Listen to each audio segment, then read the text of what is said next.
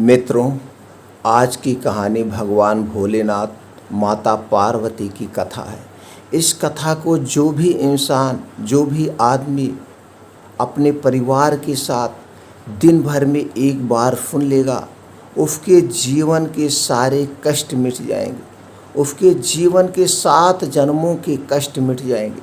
उसके घर में कभी कोई अकाल मृत्यु नहीं होगी। उनके घर में कभी धन की कमी नहीं होगी।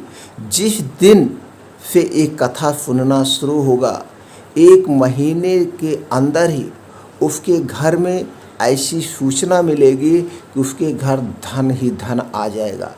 ऐसा भगवान भोलेनाथ के आशीर्वाद से हो जाएगा। तो दोस्तों, अगर आपके घरों में, परिवार में लड़ाई झगड़े होते हैं, परिवार में एक दूसरे के बीच कभी पटती नहीं है और घर में धन की कमी है, तो मित्रों इस कहानी को रोज़ एक बार ज़रूर सुनिएगा। और मित्रों, एक निवेदन है, जब भी इस कहानी को सुनिएगा, पूरी कहानी सुनिएगा, पूरी कथा सुनिएगा। ये कथा माता पार्वती और शंकर भोलेनाथ की। अगर आप आधा कथा सुनते हैं, आधी कहानी सुनते हैं, तो दोस्तों इससे ज़्यादा पाप लगता है और आपके घर में कभी भी सुख शांति नहीं होगी। इसलिए निवेदन है, शुरू में जब सुनिएगा, पूरी कथा सुनिएगा, पाप के भागीदार मत बनिए। दोस्तों, सारे कष्ट दूर हो जाएंगे 1 महीने में, आप विश्वास मानिए। और हो सके तो दोस्तों, इस व्रत को कैसे किया जाता है, इसकी पूजन सामग्री क्या लगती है, लास्ट में हम सब कुछ बताएंगे। इससे पहले हम चलते हैं उस कथा को सुनते हैं, जिससे हमें फल प्राप्त होगा। सभी सम्मानित दोस्तों का हमारे इस कहानी के चैनल पर बहुत बहुत स्वागत व अभिनंदन है। मित्रों, एक बार प्रेम से बोल दीजिए जय भोलेनाथ। एक बार प्रेम से बोल दीजिए जय माता पार्वती। एकदम प्रेम से बोल दीजिए देवों के देव महादेव की जय हो। दोस्तों, प्राचीन समय में एक नगर में एक धनवान साहूकार रहा करता था, जिसके घर में किसी प्रकार की कोई कमी नहीं थी, परंतु उसका कोई पुत्र नहीं था, जिस कारण वह काफ़ी दुखी रहता था। उसे दिन रात यही चिंता सताती रहती थी।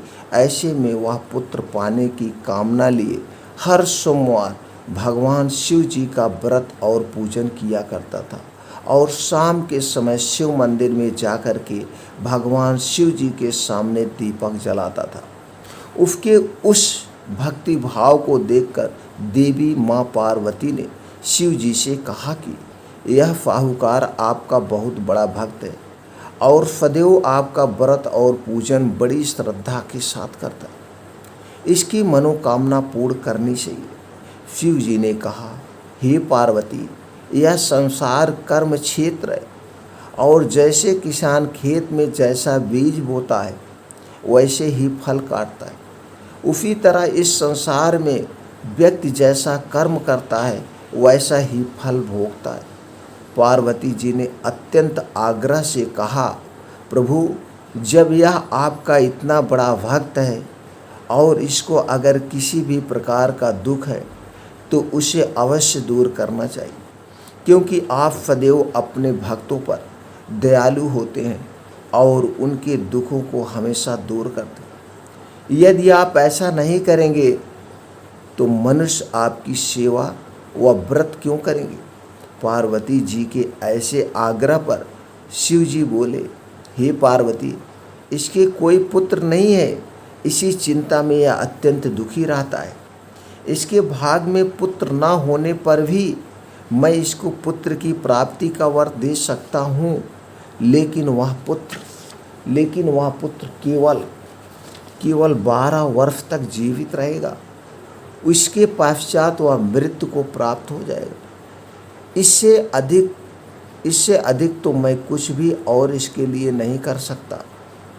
यह बातें साहूकार सुन रहा था। इससे उसको ना तो प्रसन्नता हुई और ना ही कुछ दुख हुआ। वह पहले की तरह ही शिव जी महाराज का व्रत और पूजन करता रहा।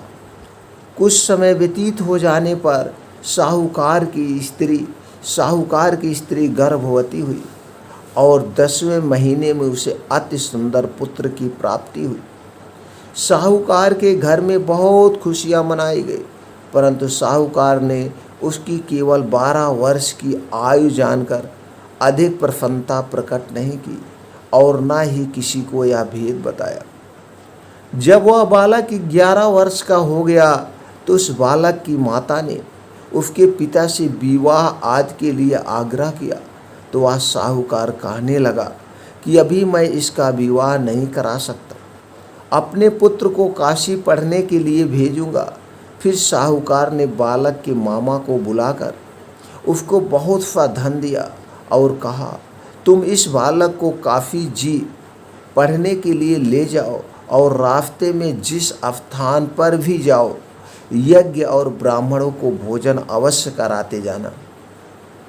फिर वह दोनों मामा भांजे यज्ञ करते हैं और ब्राह्मणों को भोजन कराते हुए काफ़ी जी की तरफ रवाना हुए।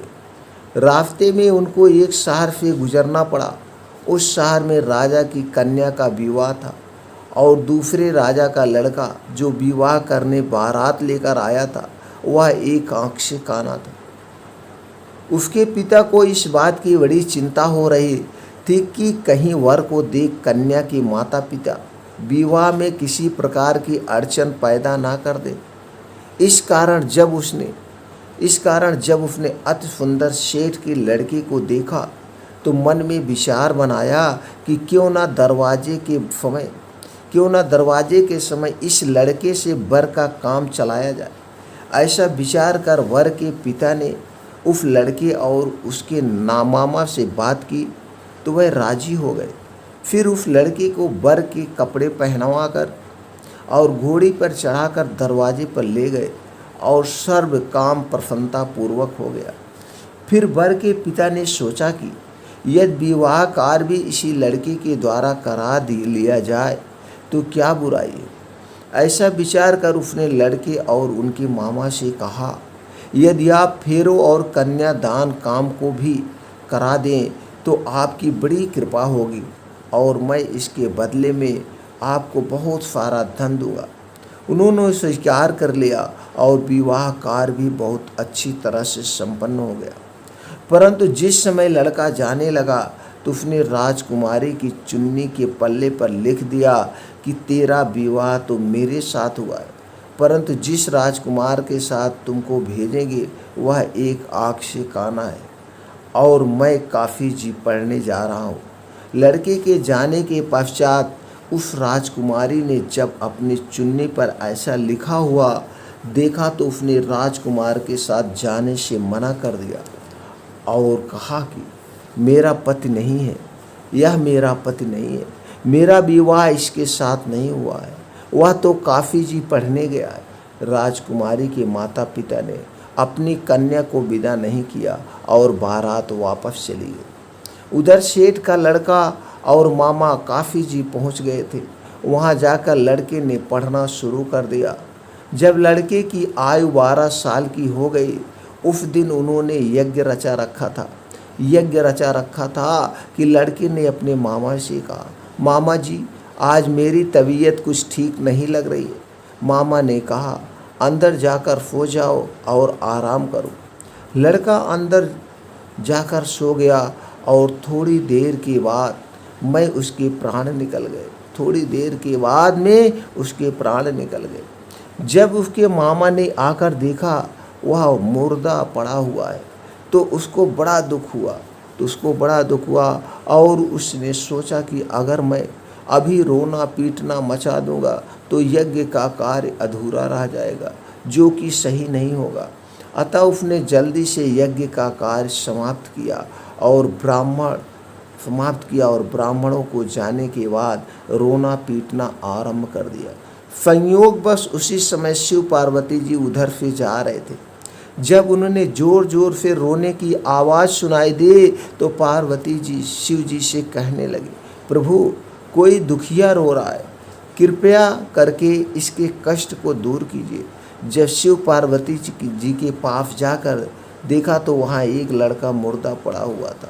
पार्वती जी ने कहने लगी, महाराज यह तो उसी सेठ का लड़का है जो आपके वरदान से पैदा हुआ था, अतः या प्रभु इस बालक को और आयु दो नहीं तो इसके माता पिता तड़प तड़प कर मर जाएंगे।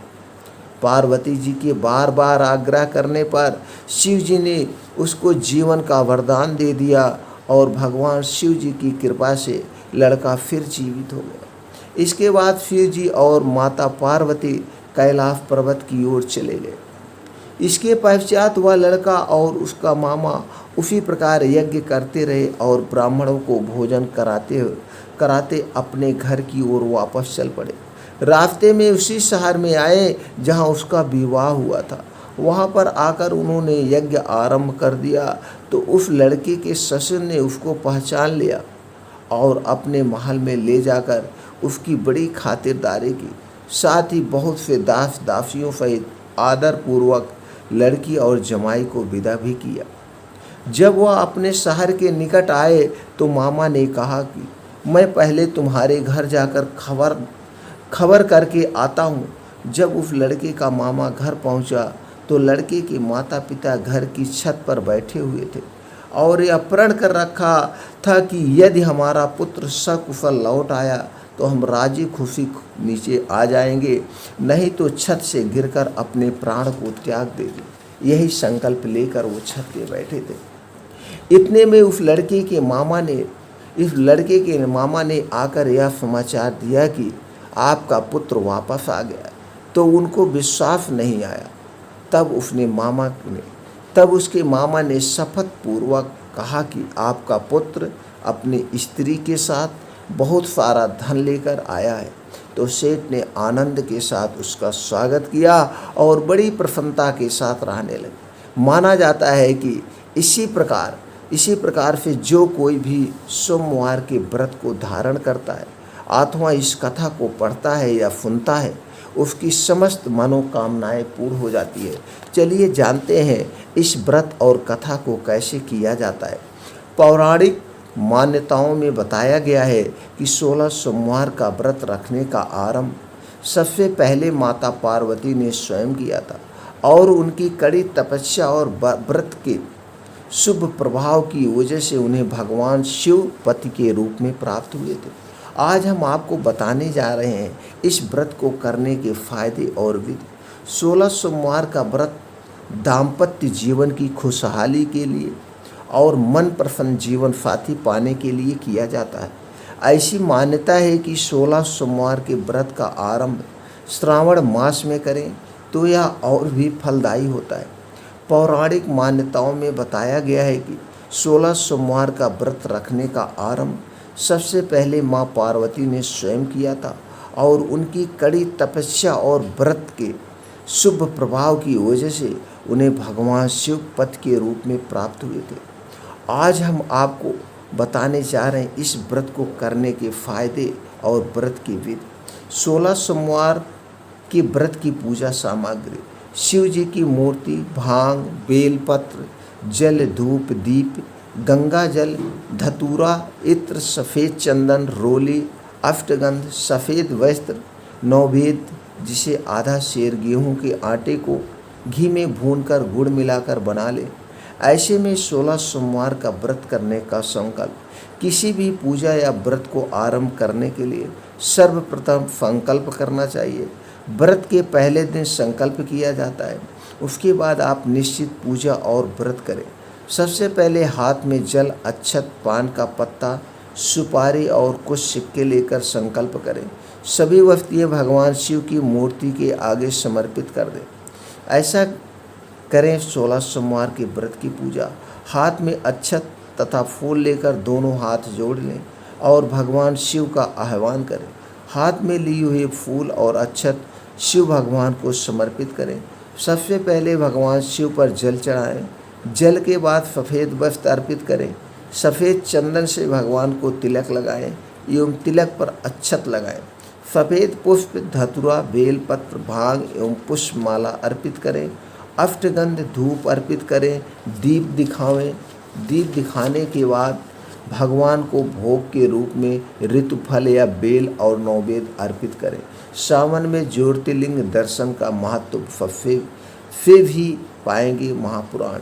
अगर आप ऐसा व्रत करते हैं तो आपके घर के सारे कष्ट दूर हो जाएंगे और आपके घर धन की वर्षा होगी। मित्रों, ये कथा आपको कैसी लगी। अगर ये कथा आपको अच्छी लगे तो आप हर एक परिवार तक इसे पहुंचा दीजिए, क्योंकि सबके घरों के कष्ट को दूर करना हमारा आपका एक कर्तव्य है। दोस्तों, सबके घरों के कष्ट दूर हो जाए, सबके घर खुशियाँ आ जाए, इसलिए हर एक घर तक शेयर कर दीजिए, पहुंचा दीजिए इस कथा को। फिर मिलते हैं ऐसी ही और